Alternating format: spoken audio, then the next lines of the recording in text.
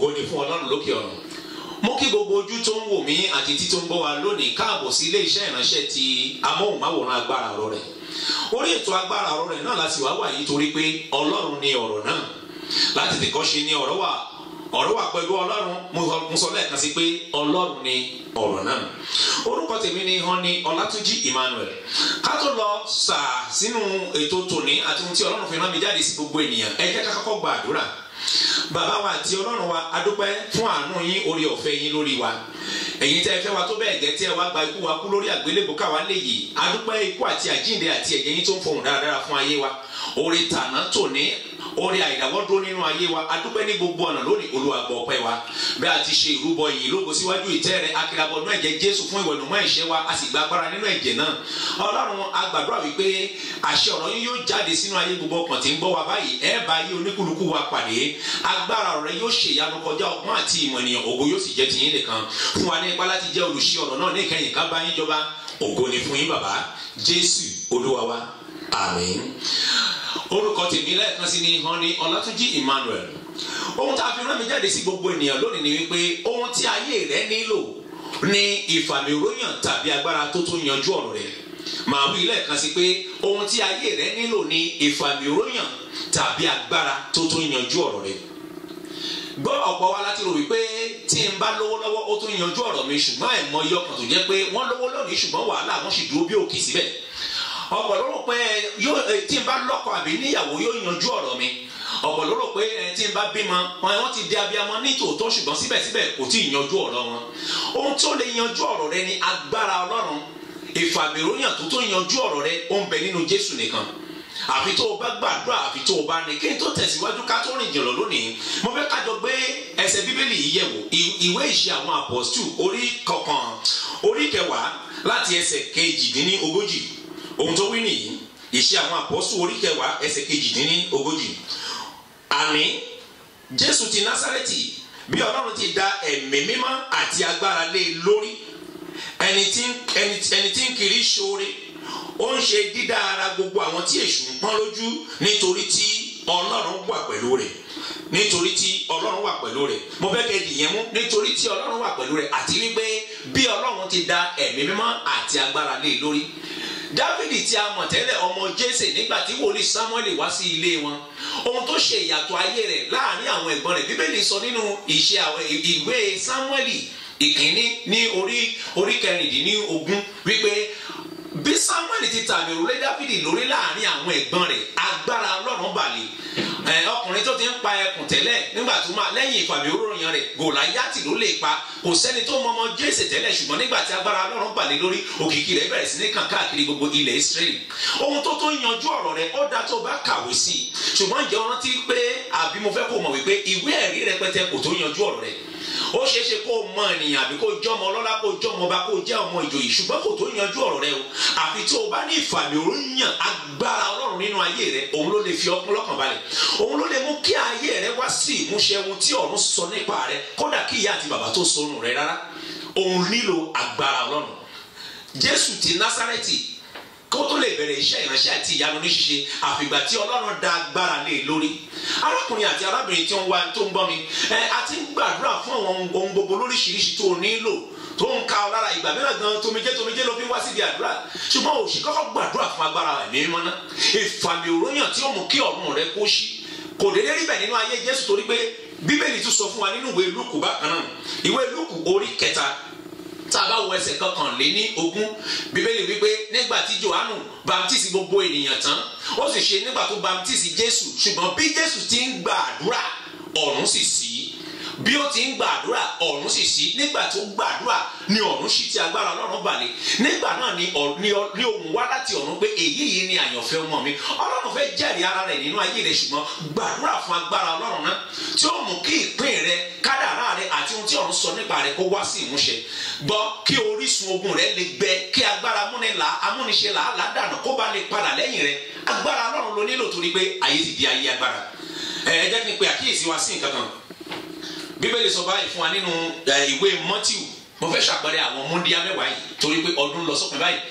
Nínú ìwé Mátíù orí kẹẹ̀ẹ́dọ́gbọ̀n, ìwé Mátíù orí kẹẹ̀ẹ́dọ́gbọ̀n tá a kò ní chapter 25, Jésù sọ nípa àwọn múndíá márùn-ún. àwọn múndíá mẹ́wàá ni ṣùgbọ́n àwọn márùn la pè ní ọlọ́gbọ́n, àwọn márùn tó kù wọ́n jẹ́ aláìlọ́gbọ́n òmùgọ̀ ènìyàn. Kí ló ṣe ìyàtọ̀ wọn? Gbogbo wọn ni múndíá, gbogbo wọn ló wá láti pàdé ọkọ ìyàwó, gbogbo wọn ló mú àtùpà dání. Ó tiẹ̀ dá àyè kan nígbà tí ọkọ ìyàwó tètè dé, Bíbélì sọ wípé gbogbo wọn ló tó ń gbé, gbogbo wọn ló sì sùn. Ṣùgbọ́n tó ṣe ìyàtọ̀ àwọn ọlọ́gbọ́n àti àwọn òmùgọ̀ ni pé àwọn márùn tó jẹ́ ọlọ́gbọ́n wọ́n ní òróró dání. A lè fi òróró ìṣàkàwé àìfàmìróyàn tá à ń pè ní anointing lónìí.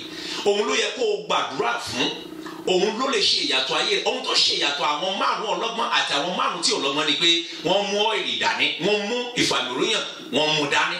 Tí àìfàmìróyàn bá ń bẹ nínú ayé rẹ, gbọ́ mi dáradára, agbára tó ní kó o mọ̀ de ilẹ̀ lérí àpadà, ìgbà náà ló tó wá di kò ṣeé fọwọ́ kàn fún àwọn oníṣẹ́ òkùnkùn. Ayé rẹ nílò agbára ẹ̀mí mímọ́, ayé rẹ nílò agbára ẹ̀mí mímọ́. Gbọ́ dáadáa, tó bá jẹ́ pé bá a ṣe ń gbàdúrà fún owó, tá à ń gbàdúrà fún ilé tuntun, à ń gbàdúrà fún ọkọ àbí aya àbí ilẹ̀ àbí ká kọ́lé àbí ká bímọ, bá a ṣe ń gbàdúrà fún wọn, tó bá jẹ́ pé a lè fi ìtara bẹ́ẹ̀ kọ́kọ́ gbàdúrà fún ẹ̀mí mímọ́ ni. Gbọ́ Obama ti mọ̀ làágùn rẹpẹtẹ níbi pẹpẹ àdúrà tó báyìí. Jẹ́ kí n tún ṣe nǹkan ká tó gbé nǹkan kan yẹ̀ wò ká tó gbàdúrà. Nínú ìwé Lúùkù bákan náà ni mo ṣì wà yìí, arákùnrin àti arábìnrin tó ń gbọ́ mi. Nínú ìwé Lúùkù orí kọkànlá ẹsẹ̀ kẹtàlá rẹ̀ sọ báyìí pé, tẹ́yìn náà bá gbé Bíbélì yín dání, mo fẹ́ ká ṣe kájọ ká ìwé Lúùkù orí kọkànlá ó sọ báyìí nínú ẹsẹ̀ kẹtàlá rẹ̀ ó sọ wípé, ǹjẹ́ bí ẹ̀yin tí ń ṣe ènìyàn búburú bá mọ bí a ti ń fi ẹ̀bùn dáradára fún àwọn ọmọ yín, mélòó ni bàbá yín tí ń bẹ ní ọ̀run yóò fi ẹ̀mí mímọ́ rẹ̀ fún àwọn tó bá béèrè lọ́dọ̀ rẹ̀. Kí ni yóò fún wọn o? Yóò fún wọn ní ẹ̀mí mímọ́ lọ́dọ̀ àwọn tó bá béèrè lọ́dọ̀ rẹ̀. Tí àwa tá a jẹ́ ènìyàn búburú bá mọ bí a ti ń fi ẹ̀bùn dáradára fún àwọn ọmọ wa, ó ní mélòó bàbá wa tí ń bẹ ní ọ̀run kò ṣe wá ní fún wa ní ẹ̀mí mímọ́. Ẹni tí kò dùn wá ní ọmọ rẹ̀ nìkan ṣoṣo. Má jẹ́ ká tanra wa jẹ arákùnrin àti arábìnrin tó ń gbọ́ mi. Ohun tí ayé rẹ nílò, ohun tó yanjú ọ̀rọ̀ rẹ ní ìsìn ní agbára ẹ̀mí mímọ́ Ọlọ́run. Agbára ẹ̀mí mímọ́ Ọlọ́run kó o tó lè ní gbọ́, o gbọ́dọ̀ fi ayé rẹ fún Jésù. Torí pé àwọn tó bá ń bẹ nínú Jésù ló di ẹ̀dá tuntun. O gbọ́dọ̀ kọ ẹ̀ṣẹ̀ sílẹ̀. Lẹ́yìn eléyìí o gbọ́dọ̀ ní ìtara nínú àdúrà pé ẹ̀mí mímọ́ wọnú ayé mi. Kódà Jésù sọ fún àwọn ọmọ ẹ̀yìn rẹ̀ wípé ẹ má jáde lọ jíhìn rere, bó tilẹ̀ jẹ́ pé àwọn ni yóò bẹ̀rẹ̀ iṣẹ́ níbi tí Jésù forí rẹ̀ tì sí. Ẹ má tí ì jáde àfi tí ẹ̀mí mímọ́ bá bà lé wọn. Lẹ́yìn tí ẹ̀mí mímọ́ bà lé wọn ní ọjọ́ Pẹ́ńtíkọ́sì tán, àwọn títí ń sá tí wọ́n fara pamọ́ gbọ́ ìgboyà ni wọ́n fi jáde tí wọ́n ń wàásù, tí Ọlọ́run sì ń jẹ́rìí iṣẹ́ ìránṣẹ́ wọn pẹ̀lú àwọn ìyanu. Ọlọ́run fẹ́ jẹ́rìí ara rẹ̀ lórí ayé rẹ̀ o. Ṣé wàá jẹ́ ọ̀kan nínú àwọn ọlọ́gbọ́n márùn yẹn láì jẹ́ òmùgọ̀ nínú àwọn márùn tó kù tí wọn ò ní ìfàmìróyàn, tí wọn ò ní ọ́ìlì yìí tí wọn lè fi ṣàkàwé ìfàmìróyàn agbára Ọlọ́run? O ní láti gbàdúrà fún. Lẹ́yìn tó bá fi ayé rẹ fún Jésù, mo fẹ́ kó o ké rárá fún agbára Ọlọ́run tó ti yanjú ọ̀rọ̀ rẹ, tó lè gbẹ orísun ẹkún dànù nínú ayé rẹ, tó lè fa aṣọ wàhálà ya nínú ayé rẹ. Agbára Ọlọ́run tó lè bàlẹ́ ọ, tó jẹ́ pé níbikíbi tí wọn náà bá rìn sí, wàá bẹ̀rẹ̀ sí ní rí ojú rẹ àti ànúgbà lọ́wọ́ Ọlọ́run àti lọ́dọ̀ gbogbo ènìyàn. Tó o bá gbàgbọ́ gẹ́gẹ́ bí ohun tí Bíbélì sọ yìí, gbọ́ mo fẹ́ kó o tẹríba, tó o bá lè nàró àbí tó o bá lè jókòó, ṣùgbọ́n jẹ́ kájọ gbàdúrà wípé kí agbára Ọlọ́run kó gbàkóso nínú ayé rẹ, kó o yé làágùn dànù mọ́, kí agbára òkùnkùn nínú ayé kó yé tì ọ́ gbọ̀ngbọ̀n. Agbára tó sọ pé kó o mọ̀ dé ilẹ̀ lérí rẹ níbi tí wàrà tí oyin ti ń ṣàn fún wọn náà, kí agbára tó ní kó o mọ̀ dé bẹ́ẹ̀ kó ba lè kó olójú ọ̀nà. Ṣé o ṣetán láti gbàdúrà? Ẹ jẹ́ kájọ képe Ọlọ́run. Bàbá wa àti Ọlọ́run wa, àpáta ayérayé, ọba alágbára, ọba tí ń fún aláìlágbára lágbára. Bíbélì wípé mélòó bàbá wa tí ń bẹ ní ọ̀run kò ṣe wá ní fún wa ní ẹ̀mí mímọ́ lọ́wọ́ àwọn tó bá béèrè fún àwọn tó bá béèrè lọ́dọ̀ rẹ̀ ni o. Aképe Ọlọ́run torí pé a mọ̀ pé agbára ń bẹ lọ́dọ̀ yín Ọlọ́run. Ìwọ tí agbára rẹ ṣẹ̀dá ayé àti ọ̀run, ibú omi àti gbogbo tí ń bẹ ní ibú. Agbára rẹ àti àṣẹ rẹ ló ṣẹ̀dá ọ̀run, òṣùpá àti àwọn ìràwọ̀. Agbára rẹ ló ṣẹ̀dá ohun tí a rí àti ohun tí a kò rí. Agbára rẹ ló ṣẹ̀dá wa ní àwòrán rẹ. A bẹ̀bẹ̀ fún agbára ẹ̀mí mímọ́ lónìí, Ọlọ́run tó yanjú ọ̀rọ̀ ayé wa. Eléyìí tí ó fún wa lọ́kàn balẹ̀, agbára tó lè gbani lọ́wọ́ Fáráò àti ní ilẹ̀ Íjíbítì wa. Agbára tó lè mú kí Jẹ́ríkò wa kó kúrò lọ́nà. Agbára tó lè mú kí Òkun Pupa wa kó pínyà àti Jọ́dánì wa ká sì kéré kọjá lọ. Agbára tó pa kìnìún lẹ́nu mọ́. Agbára tí ó mú kí ẹ farahàn nínú ayé wa gẹ́gẹ́ bí ẹ ti ṣe láàrin Hébérù mẹ́ta ni. Lónìí agbára tó pe iná sọ̀kalẹ̀ bí Èlíjà. Agbára tó gbàdúrà kí òjò tún rọ̀ gẹ́gẹ́ bí Èlíjà ti ṣe lórí òkè Kámẹ́lì. Lónìí Olúwa gbé agbára rẹ wọ̀ wá. A ti gbìyànjú gbogbo nǹkan ní ayé, ọgbọ́n ìwé ò lè gbé, amọ̀nìyàn ò lè gbé, àìmọye àwọn tó tilẹ̀ wá ń wá agbára ayé. Ọlọ́run agbára rẹ nìkan ló tó yanjú ọ̀rọ̀ wa. Ẹ̀mí mímọ́ lónìí Olúwa fi ayé wa ṣe ibùgbé. Ràn wá lọ́wọ́ láti fẹ́ ọ, ràn wá lọ́wọ́ láti máa tẹ̀lé ọ, ràn wá lọ́wọ́ láti máa tẹ̀lé ọ̀rọ̀ rẹ, kí agbára rẹ kó gbé inú ayé wa ṣògo. Ká lè wí wípé ọba tí ń gbé inú mi nítòótọ́ kọjá ohunkóhun àti gbogbo agbára tí ń bẹ nínú ayé. Láti òní lọ bó ti ń ṣe àmì àdúrà yìí, gbọ́ kí agbára Ọlọ́run kó sọ ayé rẹ di ìdẹ̀rùn àti ìdẹ̀ra. Gbogbo ilẹ̀kùn tí o ti ń fi omijé kàn, mo pàṣẹ ní orúkọ Jésù àti agbára Ẹ̀mí Mímọ́ pẹ̀lú ìfàmìróyìn Ọlọ́run lórí ìpè ìpè kí ọ̀run kó ṣílẹ̀kùn ayọ̀ náà. Gbọ́ ní orúkọ Kristi ti Násárẹ́tì, ó fi ayọ̀ ńlá parí ọdún yìí o. Nínú àwọn tí ó yin Ọlọ́run lógo kí ọdún 2014 tó lọ, Ọlọ́run kà ọ́ mọ́ wọn àti ìdílé rẹ̀, ó yin Ọlọ́run lógo. Bàbá wa lẹ́ẹ̀kan sí wá gbàdúrà wípé nígbà tá a bá parí ìrìn àjò ayé, ràn wá lọ́wọ́ ká fẹ́ ọ sí ní ìkẹyìn ayé ká bá yín jọba. Ògo ni fún Ọlọ́run lókè ọ̀run. Jésù Olúwa wa, àmín. Kí ayé rẹ kó gba agbára.